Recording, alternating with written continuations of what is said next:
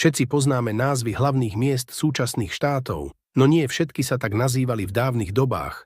Bratislava v rôznych časoch sa volala odlišne. Istropolis, Prešporok, Presburg, Belehrad, keď ho založili Kelti, volal sa Singidun. Brusel, Rimania ho nazývali Brocela, miesto medzi močiarami. Budapešť stojí na mieste starovekého keltského Ak-Ing, Rimania ho premenovali na Aquincum. Bukurešť, Cetatia Dambovicej, Londýn nazýval sa Londinium, neskôr Lundenvik a Lundenburg. Luxemburg, Lucilinburg. Oslo, Christiania. Paríž, Lutecia. Sofia pri založení sa volala Serdika, neskôr ju Byzantínci premenovali na Triadica. Helsinki, Helsingfors, bol pomenovaný Švédmi pri jeho založení v roku 1550.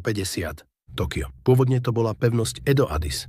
Abeba, Finfinni. Buenos Aires, tu je to trochu zložitejšie. Puerto de Nuestra Señora Santa María del Buen Aire. Mexiko, dávni Inkovia ho nazývali